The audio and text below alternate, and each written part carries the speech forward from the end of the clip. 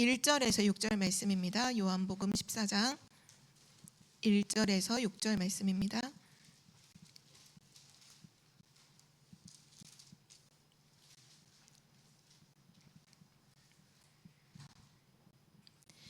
네, 우리 한 절씩 교독하시겠습니다. 너희는 마음에 근심하지 말라. 하나님을 믿으니 또 나를 믿으라.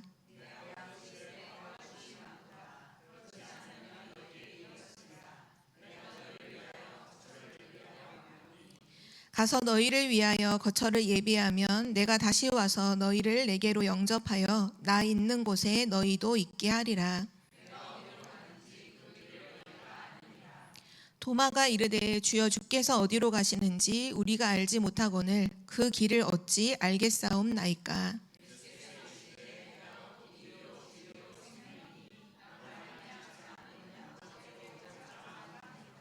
아멘. 오늘 말씀의 제목은 구원의 길입니다.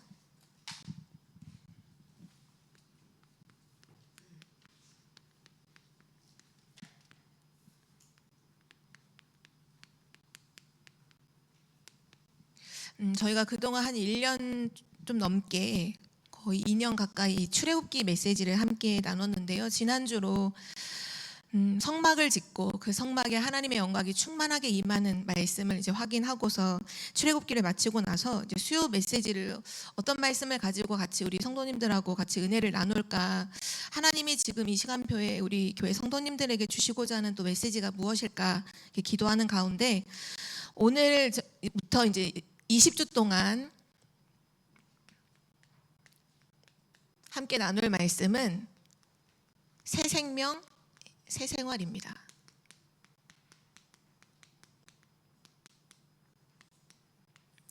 중요한 개인 양육의 교재 중에 우리가 맨 처음에는 항상 복음 편지가 있죠. 복음 편지가 1과부터 10과까지 10주 동안 중요한 질문과 거기에 대한 하나님 말씀의 답을 얻는 개인 양육 메시지인데요. 그 복음 편지가 끝난 이후로 두 번째 하는 사실 양육 메시지가 새 생명, 새 생활이에요. 제목 안에 굉장히 많은 내용이 이제 의미가 담겨 있어요. 우리가 새로운 생명을 얻었기 때문에 이제 새로운 생활이 시작되었다는 거죠. 그래서 이 20과 동안 어떤 말씀이 나오냐면요.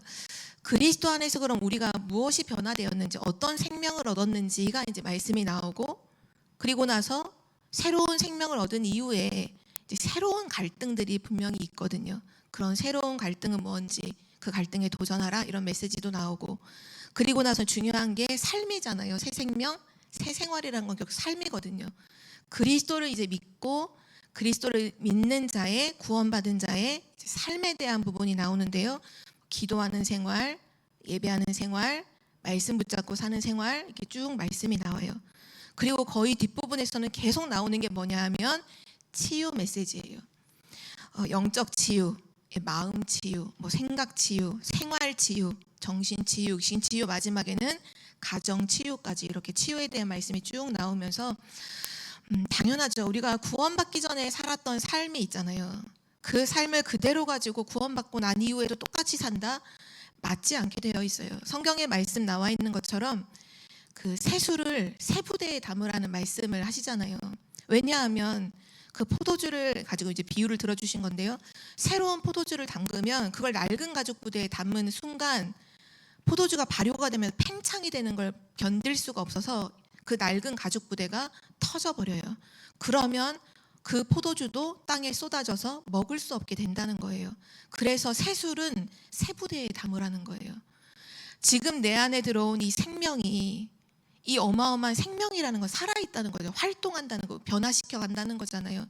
내 안에 들어온 이 새로운 생명, 그리스도의 생명이 나를 변화시켜 가시는데 옛 생각을 그대로 가지고 있고 옛 삶을 그대로 살고 있고 옛날 습관을 그대로 가지고 있다.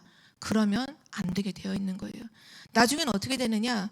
복음까지 놓치게 된다는 말이에요. 옛날 옛 틀을 버리지 못하고 복음을 가지고도 옛 틀을 그대로 가지고 있으면 결국 어느 순간 이 귀중한 복음까지도 놓치는 삶을 살게 된다는 거죠. 그래서 그리스도 언약을 가졌다면, 새로운 생명을 가졌다면 이제 새로운 틀, 새로운 생활, 새로운 삶, 그것을 우리는 확인해야 되고요. 거기에 도전해야 되고요. 그것을 결단해야 되는 게 너무나 당연하죠.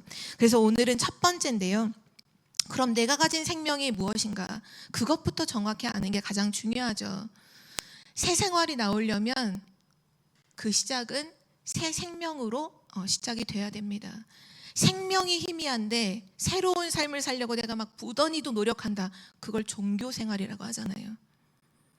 내 안에서 생명이 살아서 역사에서 삶이 변화되어 가야 되는데 그게 아니라 생명은 희미한데 내가 삶을 똑바로 살으려고 막 뭔가 갱신하려고 노력하면 그걸 종교 생활이라 하잖아요.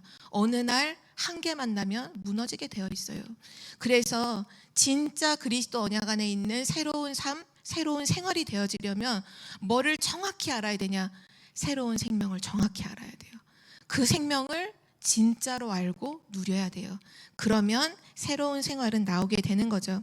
그래서 오늘 우리 함께 나눌 말씀이 요한복음 14장 1절부터 6절 말씀을 봤는데요. 오늘 하나님께서 1절 말씀에 보면 그렇게 말씀하시잖아요. 너희는 마음에 근심하지 마라. 그리스도를 믿고 난 이후에도 여전히 근심 걱정 속에 있는 제자들에게 예수님이 하신 말씀이죠. 너희는 마음에 근심하지 말라. 왜 근심하지 말라고 하셨냐면 하나님을 믿으니 근심하지 마라.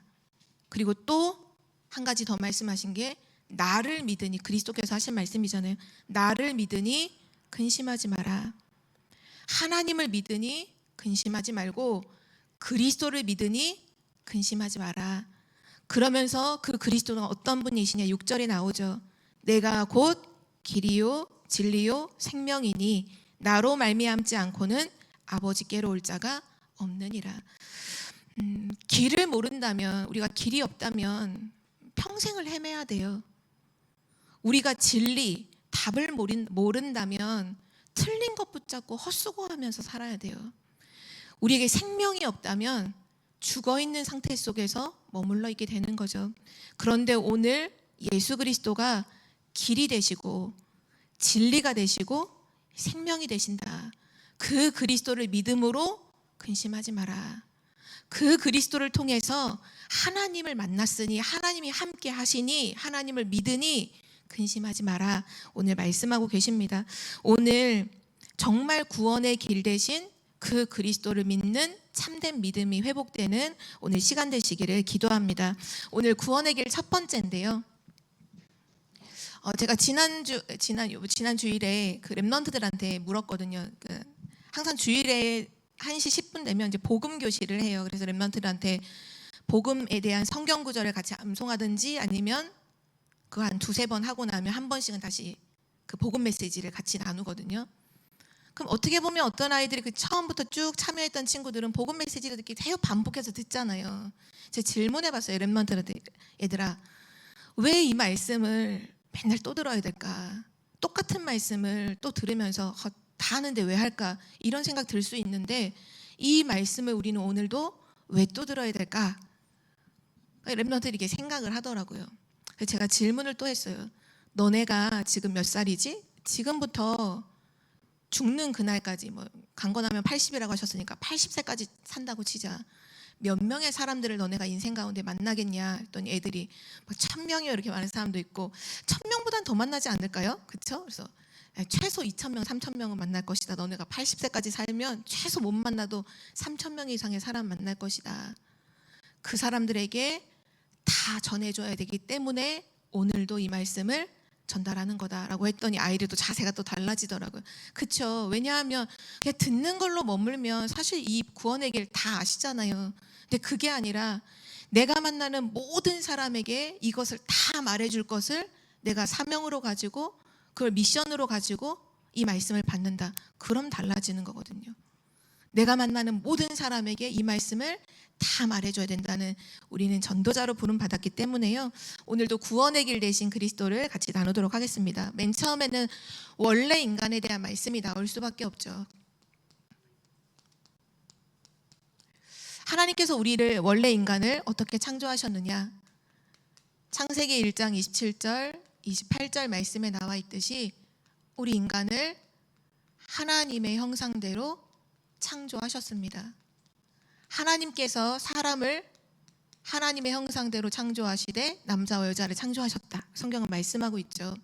바로 하나님의 형상, 하나님은 눈에 보이지 않는 영이신 존재인데 그 영이신 하나님과 소통할 수 있는 영적 존재로 하나님께서 인간을 창조하셨습니다. 그 하나님께서 인간에게 복을 주셨죠. 하나님의 복을 주셨는데 그 복이 어떤 복이냐? 영적 축복을 주셨어요. 그 영적인 축복을 가지고 모든 것을 정복하고 다스리는 존재로, 지도자로, 한마디로 말하면 정말 서밋으로, 이 시대의 서밋으로 하나님께서 우리 인간을 창조해 주셨죠. 그래서 하나님의 형상 가진 하나님 사람은 영적인 축복을 반드시 알아야 되고 누려야 돼요. 하나님과 함께함을 누려야 돼요. 하나님을 알아야 돼요. 하나님 만나야 돼요. 하나님과 교제해야 돼요. 하나님 주시는 힘을 얻어야 돼요. 하나님과 함께 해야 돼요. 그래야 모든 걸 정복하고 다스릴 수가 있습니다. 그런데 문제가 생겼죠. 성경에만 밝히고 있는 인간의 문제입니다. 로마서 3장 23절 말씀에 나와 있듯이 모든 사람이 죄를 범하였음에 하나님의 영광에 이르지 못하더니 라고 말씀하셨죠. 모든 사람이 이 죄를 범하였다고 했을 때 이 죄가 뭐냐는 게 이제 중요한 거잖아요. 모든 사람이 배를 범하였음에 하나님의 영광에 이르지 못하더니, 이 죄는 윤리도덕적인 죄를 말씀하시는 게 아니에요. 바로 창세기 3장 1절에서 6절 말씀에 나와 있는 그 창세기 3장 사건, 모든 사람의 근원이 되는 아담과 하와가 하나님을 떠나게 되죠. 하나님을 떠난 바로 그 원죄를 말씀하고 있는 거예요. 그것이 인간이 가지고 있는 문제입니다. 모든 사람에게 와 있는 지금 문제가 뭐냐? 윤리도덕적인 문제로 인해서 망하는 게 아니에요. 내가 실수한 것 때문에 인간이 망하는 게 아니에요. 인간이 모두가 가지고 있는 창세기 3장 그때로부터 시작된 하나님 떠난 그 원죄로부터 모든 문제가 오게 됐죠. 그래서 성경은 창세기 3장 16절에서 20절에 보면 그 하나님을 떠난 결과로 뭐가 시작됐냐 하면 고통이 시작됐다고 성경은 밝히고 있어요. 사람들이 고통이 오는데 이 고통이 어디서 오는지 몰라요. 삶의 모든 것들이 고통으로 다가오는데 그걸 해결할 수가 없어요. 근데 성경은 말씀하고 있죠. 그 고통의 시작이 뭐냐? 하나님을 떠나서 그렇다. 하나님을 떠난 그 결과로 고통이 온 거라고 말씀하고 있죠. 그때부터 모든 인간은 하나님을 떠난 그 상태 속에서 눈에 보이지 않는 악한 사단의 권세 아래 놓여서 살게 됩니다. 사단의 권세 아래 놓여서 어떻게 살아가느냐? 하나님을 떠났기 때문에 첫 번째로 오는 게 뭐냐면 불안이에요. 하나님과 함께할 때 행복하고 안식했는데 하나님을 잃어버린 그 순간 인간에게는 근원적으로 있는 게 뭐냐면 불안이라는 거예요. 이게 뭘 잘못해서 내가 좀 죄를 짓고 누구한테 어떤 실수를 해서 오는 그런 불안이 아니라 근원적으로 불안해요. 근본적으로 인간은 불안해요. 그리고 인간은 사단의 권세 아래서 늘 뭐가 찾아오는 염려가 계속 찾아와요. 왜냐? 모든 것의 주인이 하나님이셨을 때는 하나님이 다 책임을 지셨는데 하나님이 떠난 그 순간 모든 걸 내가 책임져야 되니까 인간이 한계가 있잖아요. 그래서 모든 게 다 염려거린 거예요. 사람도 염려거리고 일도 염려거리고 모든 생기는 사건 일들이 전부 다 염려거리가 되죠. 그러면서 사람들에게 미움과 시기가 시작되는데 이게 왜냐하면 원래는 인간은요 하나님으로 그냥 만족했어요. 끝났어요. 하나님으로 만족하고 끝났는데 하나님을 떠난 수가 만족이 없다 보니까 뭐 하기 시작하냐?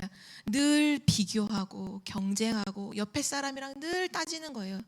누가 더 잘났느니 못났느니 누가 더 뭐 어떻게 끊임없이 비교하는 사이에 사람을 미워하고 시기하는 일들이 계속되죠. 그러니 당연히 더 많이 가진 사람이 더 많이 가지려고 죽이고 이제 하는 것들이 전쟁이잖아요. 사단의 권세 아래에서 인간은 계속 이거를 하면서 평생을 살아왔어요. 과거도 그랬고 지금도 그랬고 앞으로도 인간은 이 모습을 하면서 계속 살아가죠. 결국은 이거 하다가 죽음을 맞게 되는 것이 인간의 모습입니다. 그래서 우리가 계속 확인하고 있는 게 하나님 떠나 있는 불신자 상태라는 부분이 있잖아요. 불신자 상태. 하나님을 떠난 모든 사람들의 실존이 어떠냐? 아무리 성공하고 공부하고 출세해도 하나님 떠나 있는 인간의 실존 모습은 요한복음 8장 44절 말씀처럼 마귀의 자녀입니다. 영적인 신분이 마귀의 자녀예요. 마귀에게 사로잡혀 있고 마귀의 인도를 받고 있고 마귀의 종노릇하면서 살아가고 있죠. 그 결과 에베소서 2장 2절에 공중권세 잡은 자이기 때문에 공중권세 잡은 자를 따르고 이 세상 풍조를 따른다고 하죠. 하나님 떠나 있는 모든 사람들은 세상의 문화를 따라서 삽니다. 그 세상의 문화가 바로 우상이잖아요. 우상을 숭배하며 살아가는 거죠. 그러면서 에베소서 2장 3절 말씀에 모두 다 본질상 진노의 자녀다라고 말씀하고 있죠. 본질상 진노의 자녀예요. 언제 진노가 임하는지는 모르지만 모든 사람에게 시간표는 진노가 임하는 시간표는 다르지만 본질이 진노의 자녀예요. 진노가 머리 위에 머물러 있어요. 그러니까 실제 심리 상태가 어떨까요? 불안하고 두려운 거예요. 그래서 하나님 떠나 있는 사람들이 정신 문제가 올 수밖에 없는 이유가 본질상 진노의 자녀이기 때문에 이유를 알 수 없는 불안과 두려움이 늘 있는 거예요.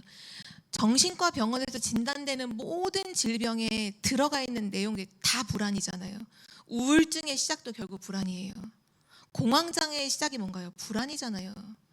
사람들이 가지고 있는 많은 그 정신적인 문제, 정신과적인 문제에서 나오는 그 병명들의 모든 근원에 그 공통적으로 들어가 있는 건 불안입니다.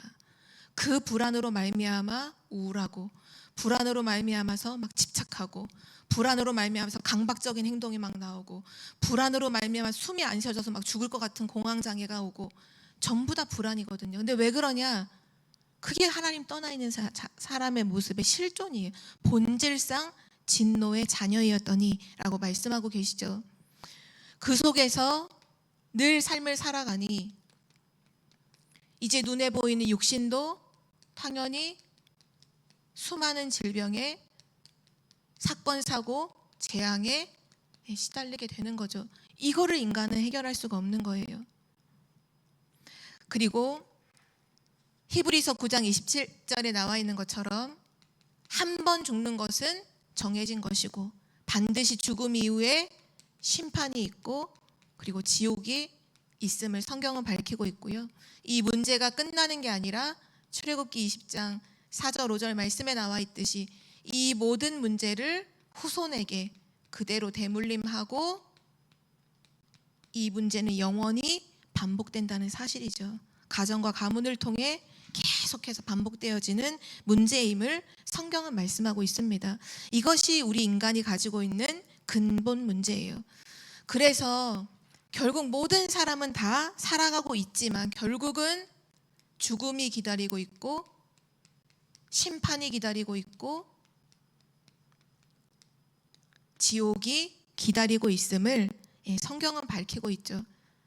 하나님 떠나 있는 모든 사람의 결과예요. 결국 죽음이요, 결국 심판이고 결국 지옥에 갈 수밖에 없는 것이 인간의 모습이에요. 그래서 이 문제를 해결하시기 위해서 이 문제를 해결하려고 사람이 하는 것이 있는데요. 인간의 많은 노력입니다. 크게 세 가지로 나오잖아요. 종교, 그리고 철학, 선행. 종교라는 건 뭐냐? 쉽게 말하면 사람이 노력을 통해서 하나님을 만나려고 하는 게 종교예요. 사람의 노력으로 내가 하나님을 만나려고 하는 거 그 종교라고 하거든요. 그런데 그게 답이 아니에요. 사도행전 4장 12절 말씀에 다른 이로서는 구원을 받을 수 없나니 천한 사람 중에 구원을 받을 만한 다른 이름을 우리에게 주신 일이 없습니다. 하나님께서 주신 길이 아니면 인간은 하나님 만날 수 없어요. 철학은 뭐냐면 인간이 많은 노력을 통해서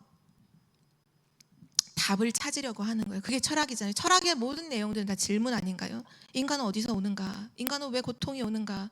인간은 죽으면 어디로 가는가? 그게 다 철학적인 질문이라고 하잖아요. 그러니까 이 철학이라는 건 뭐냐면 사람의 노력으로 답을 찾으려고 하는 거예요. 그런데 답을 찾을 수가 없죠. 골로새서 2장 8절 말씀에 누가 철학과 헛된 속임수로 너희를 사로잡을까 주의하라. 이것은 사람의 초등학문, 세상의 초등학문을 따름이요 그리스도를 따름이 아니니라. 그리스도가 아닌 세상의 초등학문을 가지고 답을 찾으려고 한다? 그거는 속임수라는 거죠. 헛된 속임수라는 거죠. 선행은 뭘까요?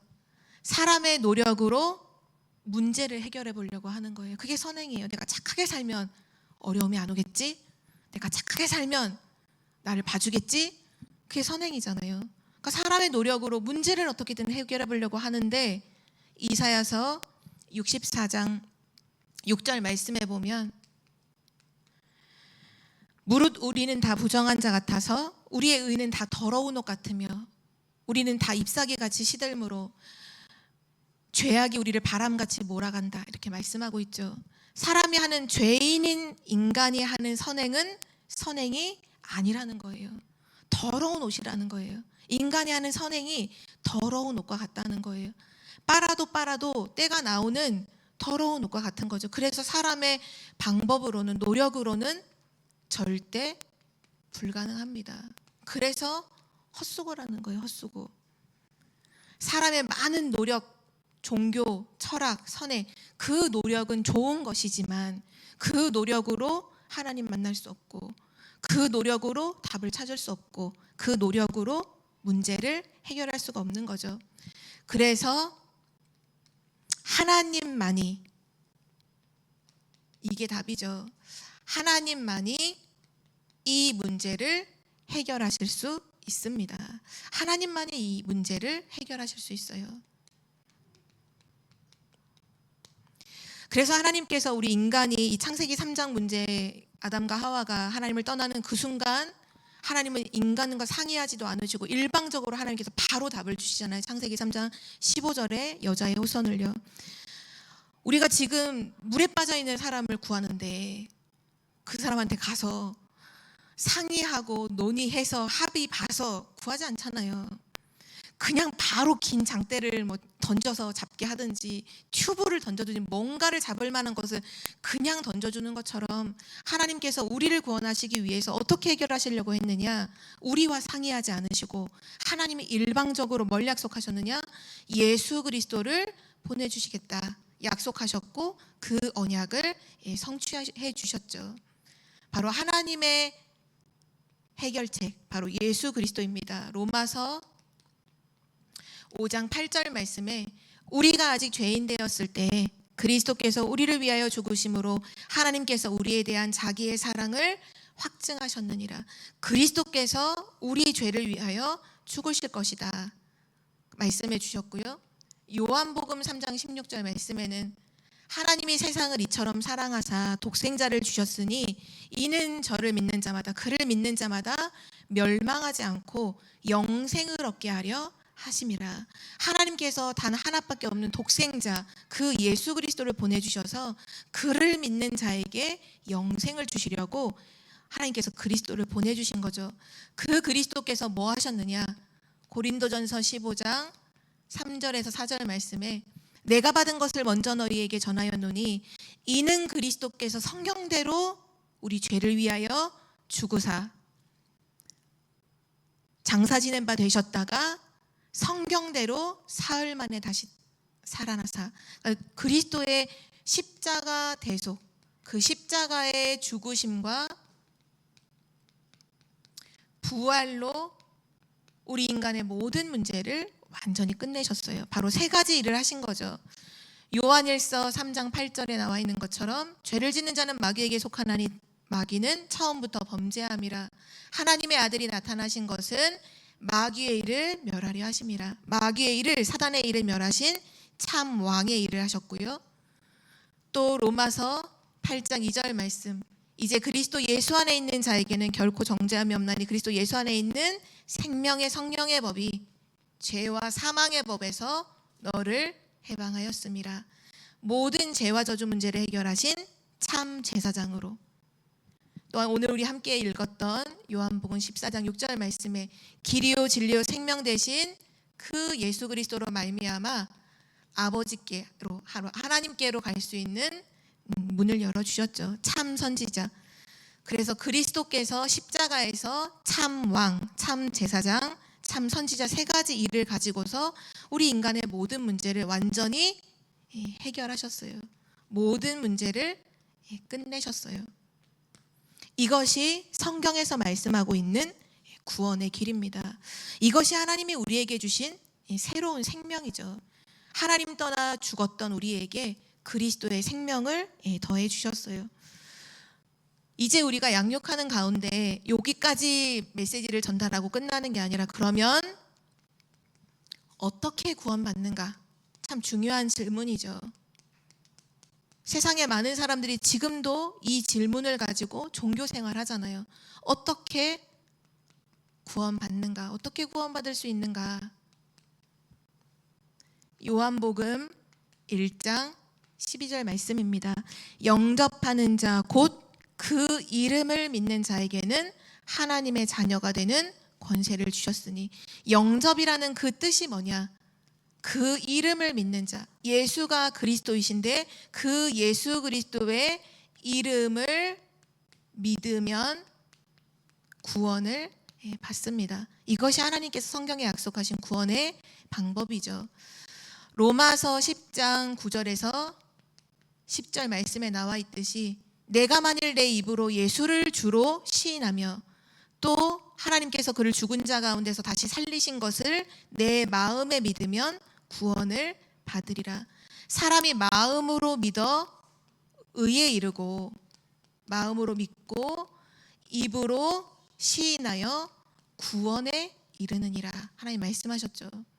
어떻게 구원받는가? 예수 그리스도를 믿으면 구원받아요. 어떻게 구원받는가? 그 예수 그리스도를 마음에 믿고 입으로 고백하면, 기도하면, 영접하면 구원받아요. 그게 구원의 길이에요. 그리고 나서 또 중요한 질문이죠. 어떻게 구원받는 걸 알았다면 이제 언제 구원받아야 할까요?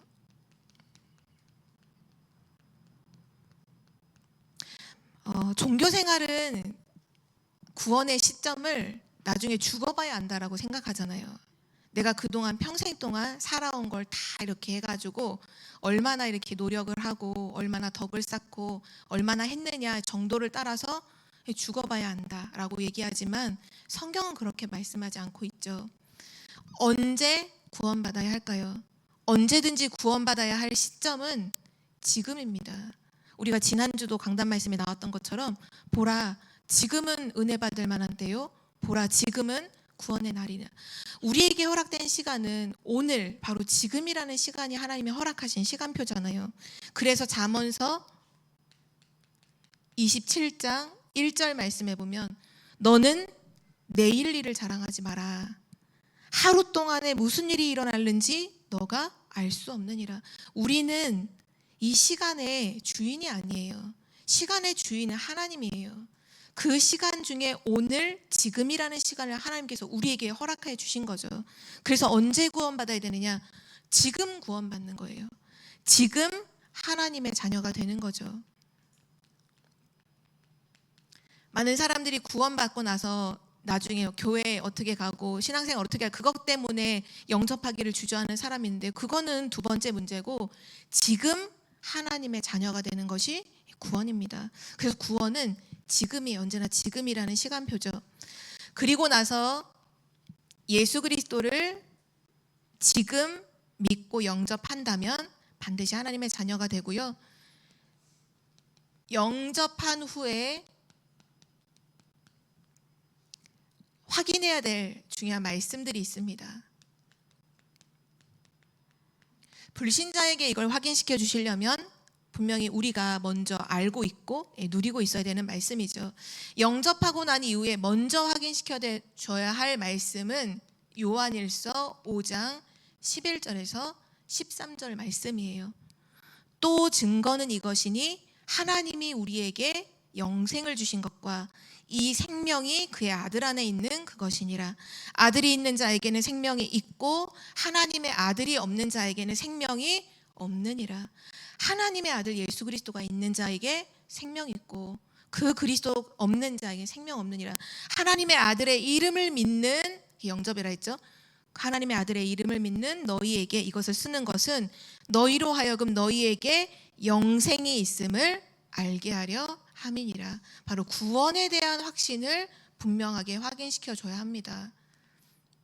노력이나 방법이 아니라 지금 예수 그리스도를 믿고 영접하면 그 예수 생명이 내 안에 있으면 구원받은 것이다, 하나님의 자녀인 것이다 라는 부분을 확인시켜 줘야 하고요. 그리고 나서 중요한 성경 구절들을 좀 확인시켜 줘야 되는데요. 가장 먼저는 로마서 8장 2절 말씀.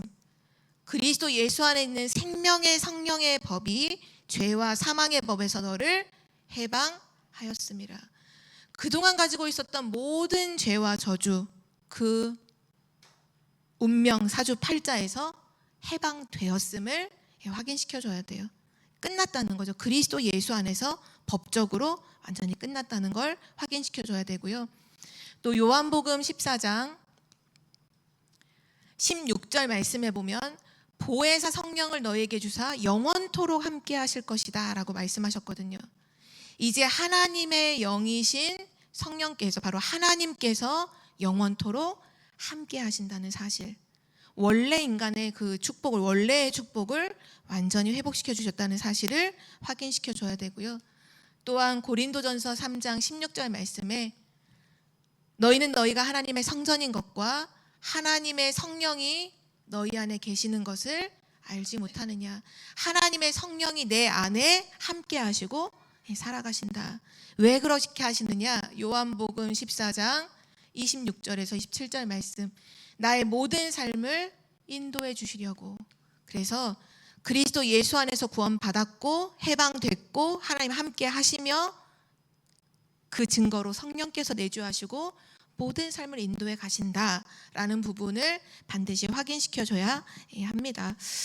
그리고 나서 이제 메시지 실제 구원, 새 생명 새 생활 일가의 마지막 이제 9번에 보면은 이제 새신자에게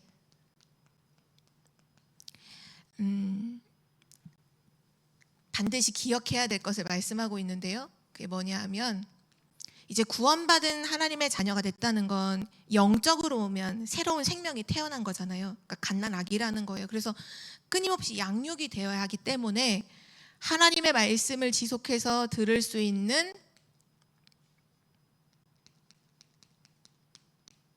그 만남, 그 시간, 장소, 그런 걸 확인해서 계속 올 수 있도록 이렇게 안내해 주시는 것이 너무 중요하고요. 그리고 나서 중요한 부분이 이 예배라는 부분이에요. 예배에 참석할 수 있도록 하나님의 자녀가 하나님 앞에 나와서 힘을 얻는 예배 시간에 참석할 수 있도록, 그리고 나서 바로 말해줘야 되는 게 뭐냐면 바로 기도라는 부분이에요. 하나님의 자녀가 됐기 때문에 이제 하나님의 응답을 받을 수 있다.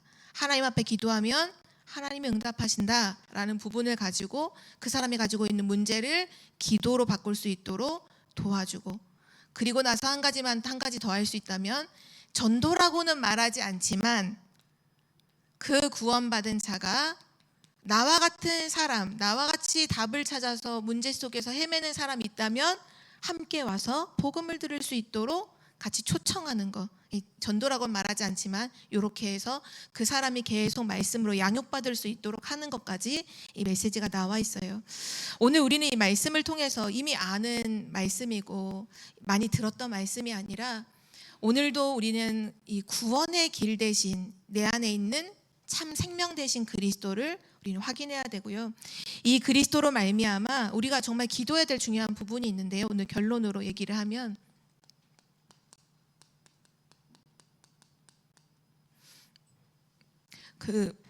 구원을 받고도 예수가 그리스도이심을 고백을 하고도 그리고 나서도 아까도 맨 처음 서론에도 얘기했지만 과거에 여전히 머물러 있는 경우가 굉장히 많이 있거든요. 그래서 구원받고 나서 바로 중요한 기도 제목을 가지고 기도할 수 있도록 돕는 게 참 중요하고요. 이거는 구원받고 처음 지금 믿고 영접한 새신자, 초신자가 아니더라도 구원받고 늘 평생을 살아가는 우리 모두에게 정말 중요한 기도 제목이죠. 그게 뭐냐면 그리스도의 생명을 가졌기 때문에 이젠 그리스도의 능력으로 나의 삶을 하나님이 원하시는 삶으로 변화시켜 주옵소서라는 기도를 하는 게 너무 중요해요. 그리스도의 생명을 가졌기 때문에 그리스도의 능력으로 나의 삶이 이제 하나님이 원하시는 삶으로 변화되도록 하나님 나에게 힘을 주옵소서, 나에게 지혜를 주옵소서, 나에게 은혜를 주옵소서라는 기도를 계속해야 되는 거죠. 하나님이 원하시는 삶이 뭘까요? 결국은 복음을 누리는 삶이에요. 또한 하나님이 정말로 원하시는 삶은요, 우리가 불신자였을 때는 세상을 따라서 살잖아요.